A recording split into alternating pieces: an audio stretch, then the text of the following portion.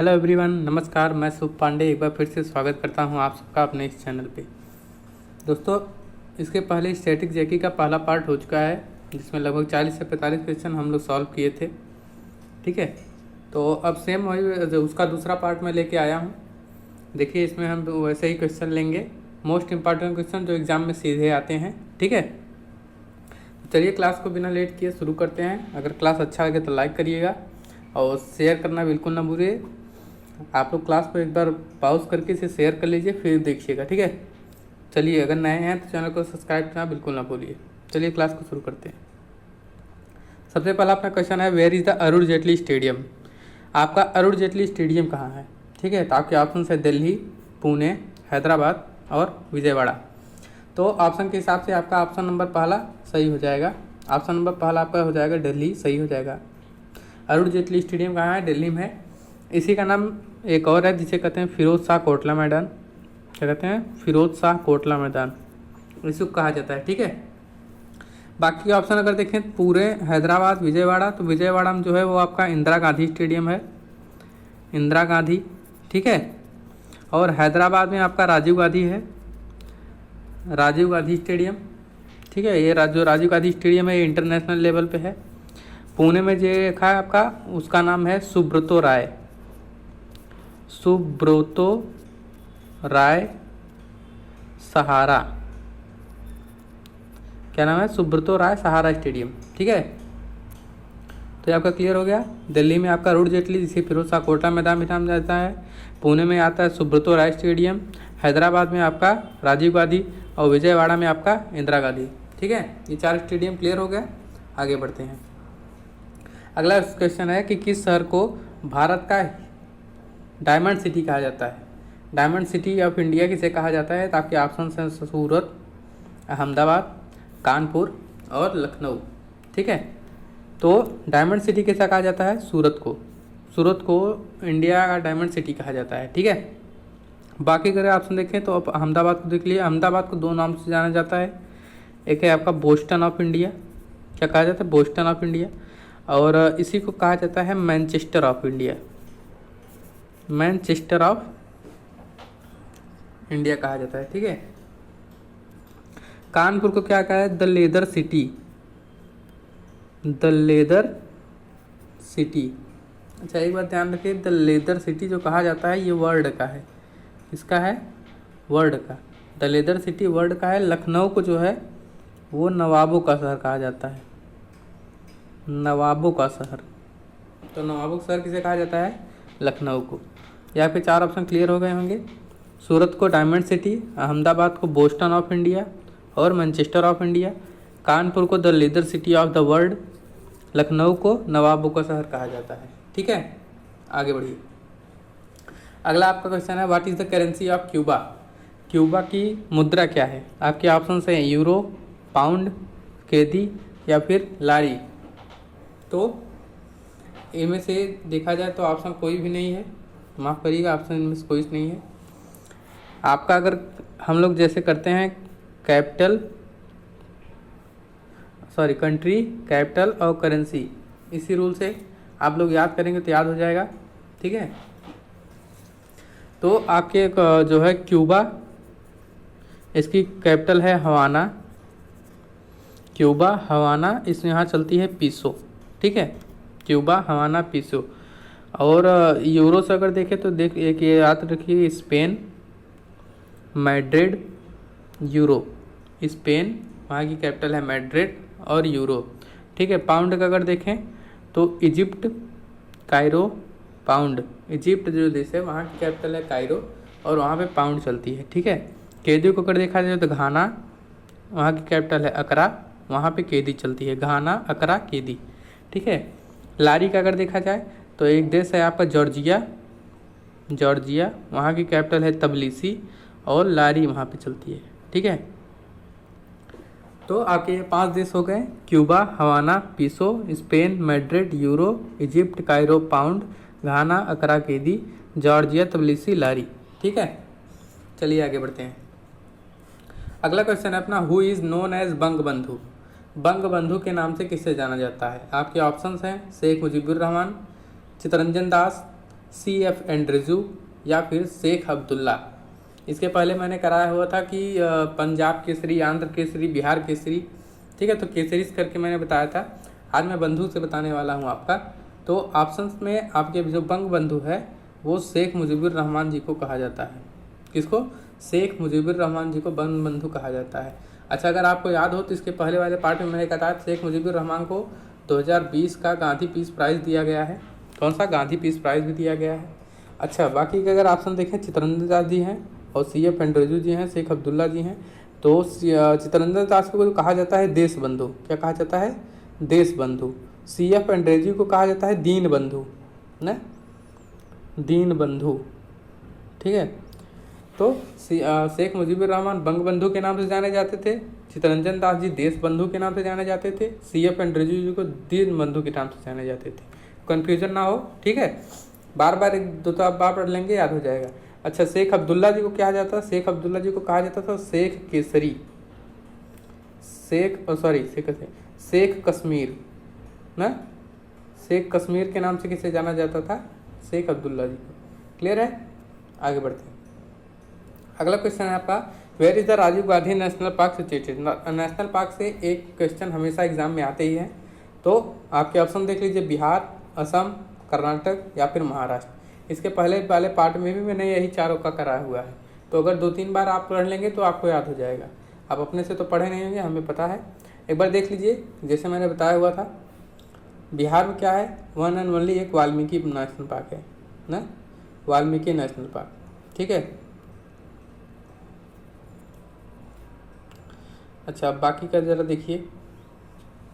बिहार में आपका वाल्मीकि हो गया। असम में मैंने बताया हुआ था दिब्रू साइखोवा, काजीरंगा, मानस, नामेरी, ओरांग और रायमोना और देहिंग पटकई, ठीक है। दिब्रू साइखोवा, काजीरंगा, मानस, नामेरी, ओरांग, रायमोना और देहिंग पटकई, ये 7 नेशनल पार्क हैं जो असम में पाए जाते हैं। रायमोना आपका 6ठा इसी कुछ महीने पहले बनाया, देहिंग पटकई 7वां इसी महीने में बनाया गया है, ठीक है। अच्छा, ओरांग जो नेशनल पार्क है इसी को राजीव गांधी नेशनल पार्क नाम जाना जाता है, इसलिए मैंने नाम बदल के दिया हुआ था। ओरांग जो है वो असम में है और राजीव गांधी वही उसी का नाम है। तो राजीव गांधी नेशनल पार्क कहाँ पाया जाएगा? ये भी असम में ही पाया जाएगा। क्लियर है? अच्छा, कर्नाटक का जरा देखिए। कर्नाटक में कौन कौन से पाए जाते हैं? अंसी, बंदीपुर, बनरघट्टा, कुद्रेमुख, नागरहोल। ये 5 नेशनल पार्क हैं वो कर्नाटक में पाए जाते हैं। कौन कौन से? अंसी, बंदीपुर, बनरघट्टा, कुद्रेमुख और नागरहोल, ठीक है। महाराष्ट्र में इसी प्रकार देख लीजिएगा, चंदोली, गोगामल, नवेगा, तडोबा। 4 नेशनल पार्क हैं जो महाराष्ट्र में पाए जाते हैं, चंदोली, गोगामल, नवेगा और तडोबा, ठीक है। एक बार फिर देख लीजिए, बिहार में आपका वाल्मीकि नेशनल पार्क केवल पाया जाता है। असम में दिब्रू साइखोवा, काजीरंगा, मानस, नामेरी, ओरांग, रायमोना, देहिंग पटकई। कर्नाटक में अंसी, बंदीपुर, बनरघट्टा, कुद्रेमुख, नागरहोल पाया जाता है। महाराष्ट्र में आपका चंदोली, गोगामल, नवेगा और तडोबा नेशनल पार्क पाए जाते हैं। क्लियर है? आगे बढ़ते हैं। अगला क्वेश्चन आपका, who is the writer of Panchatantra. Panchatantra के लेखक कौन है? आपके ऑप्शन है रसखान, विष्णु शर्मा, शूद्रक या फिर प्लिनी, ठीक है। इसके पहले वाले में मैंने भी आपको 5-6 बुक्स करा दिए हैं, उसको एक बार देख लीजिएगा, ठीक है। तो आपका जो पंचतंत्र के लेखक हो जाएंगे वो हो जाएंगे साहब विष्णु शर्मा जी। विष्णु शर्मा जी ने बुक लिखा हुआ है पंचतंत्र। ये क्वेश्चन आ चुका है कई बार CHSL, CGL और MTS में भी। आपका रसखान जी ने जो है उन्होंने एक बुक लिखा है प्रेम वाटिका, ये लिखा है रसखान साहब ने। शूद्रक साहब ने एक बुक लिखा हुआ है मृक्षकटिकम मतलब होता है मिट्टी का खिलौना। तो मृक्षकटिकम किसने लिखा हुआ है? शूद्रक जी ने लिखा हुआ है, ठीक है। प्लिनी ने एक बहुत ही फेमस बुक लिखा है नेचुरल हिस्ट्री।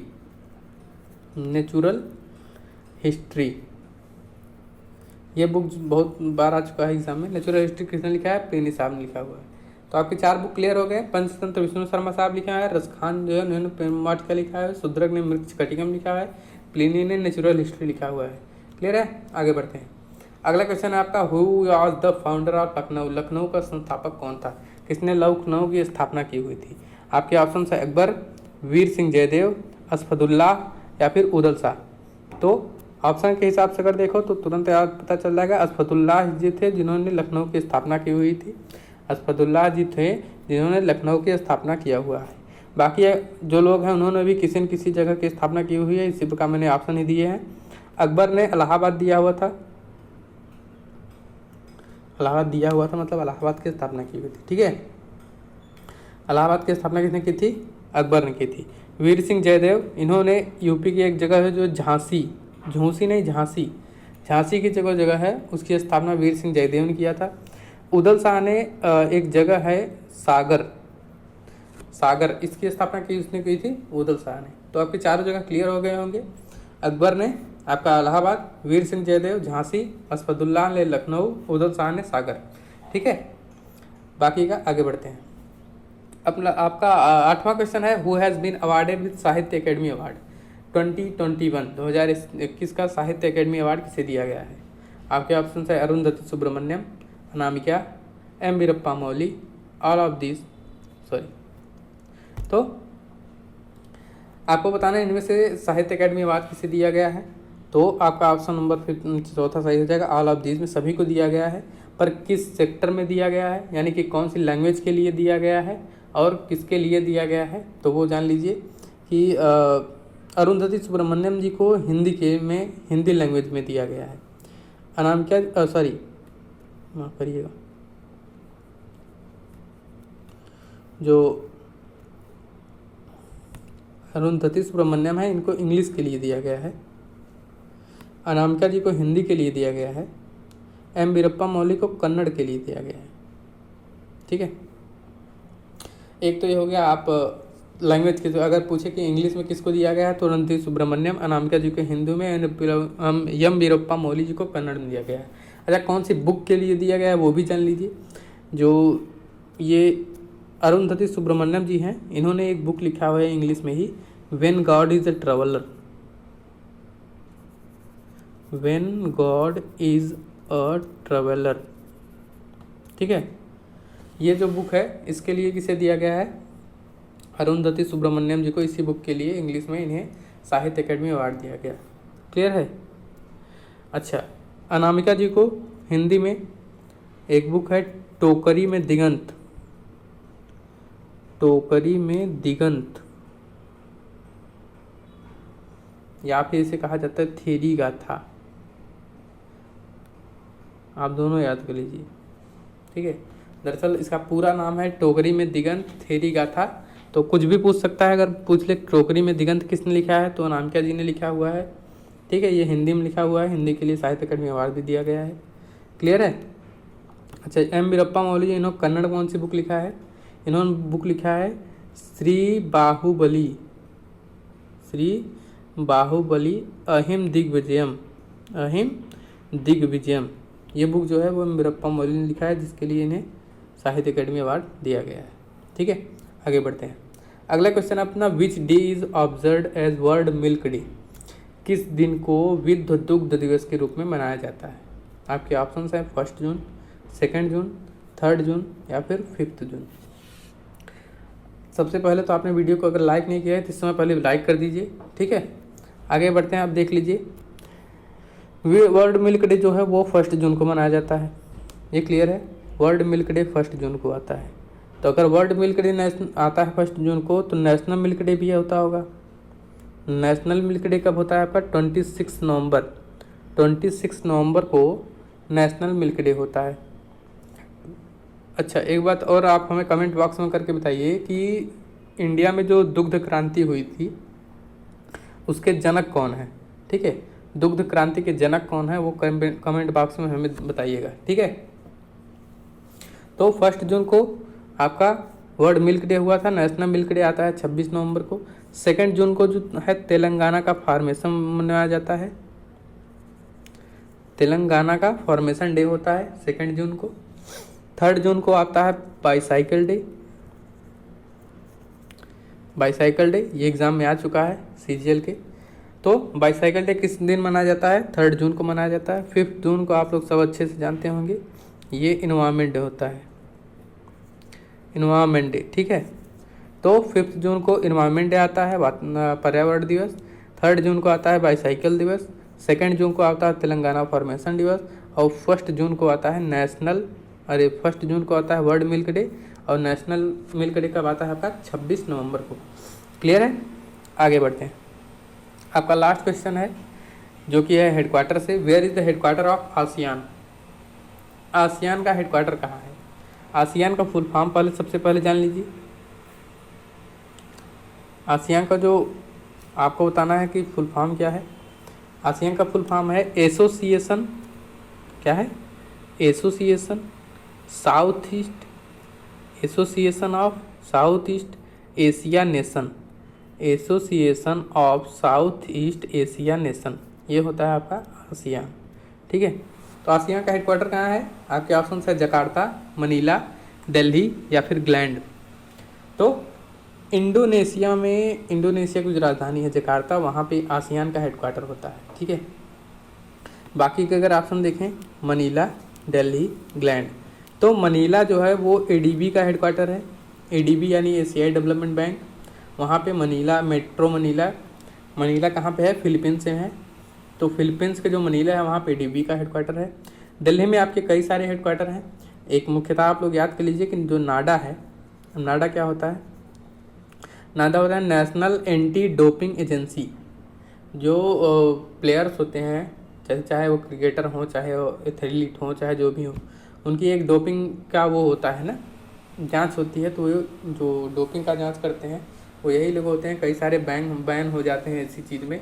तो नेशनल एंटी डोपिंग एजेंसी का जो हेडक्वार्टर है वो आपका दिल्ली में है। नेशनल एंटी डोपिंग एजेंसी का, ये तो नेशनल लेवल पे हो गया। अगर यही वर्ल्ड लेवल पे हो जाए तो इसका नाम है वाडा। क्या नाम है? World anti doping agency. वाडा का जो हेडक्वार्टर है वो कनाडा के मॉन्ट्रियल में है। कहाँ है? कनाडा की एक जगह है मॉन्ट्रियल। ठीक है, तो कनाडा के मॉन्ट्रियल में किसका है? वाडा का है, और नाडा का आपका दिल्ली में है। ठीक है, इसके अलावा एडिशनल एक चीज़ और जान लीजिए अगर आप जानना हो, ये जानिए कि नाडा के जो ब्रांड एम्बेसडर इंडिया में है, ब्रांड एम्बेसडर वो सुनील शेट्टी हैं। सुनील शेट्टी, ठीक है, सुनील शेट्टी, हाँ वही एक्टर है हमारे। ठीक है, तो सुनील शेट्टी कौन है? ब्रांड एम्बेसडर है नाडा की। ठीक, इतना क्लियर है। अच्छा, एक और देखिए, लास्ट जो ऑप्शन बचा है आपका ग्लैंड। ग्लैंड में आपका हेडक्वार्टर है WWF का, वर्ल्ड वाइड फंड। ठीक है, वर्ल्ड वाइड फंड का हेडक्वार्टर कहाँ है? ग्लैंड है। ग्लैंड कहाँ है? स्विट्जरलैंड में। ठीक, तो स्विट्जरलैंड के ग्लैंड में जो है वो WWF का हेडक्वार्टर है। इंडिया में WWF के अभी अभी एक ब्रांड एम्बेसडर बनाए गए हैं, उनका नाम है उपासना, उपासना कामिनेनी, कामिनेनी, उपासना कामिनेनी जो है वो ब्रांड एम्बेसडर बनाई गई हैं WWF का। कहाँ पे? आपका इंडिया में। और WWF का हेडक्वार्टर है जो स्विट्जरलैंड के ग्लैंड में है। तो इंडोनेशिया के जकार्ता में आपका आसियान का हो गया, मैनोला में आपका एडीबी का हो गया, WWF नाडा का जो है वो दिल्ली में हो गया, और WWF का जो है वो ग्लैंड में हो गया। ठीक है, इतना क्लियर होगा। तो ये था आपके आज 10 के मोस्ट इंपॉर्टेंट क्वेश्चन। 10 के हिसाब से मैंने लगभग 40 से 45 क्वेश्चन आपको करा दिए हैं। अगर सेशन अच्छा लगा तो लाइक करिए, और एक बार फटाफट सभी लोगों को ये भेज दीजिएगा, शेयर कर दीजिए। ठीक है, बाय बाय, मिलते हैं नेक्स्ट वीडियो में।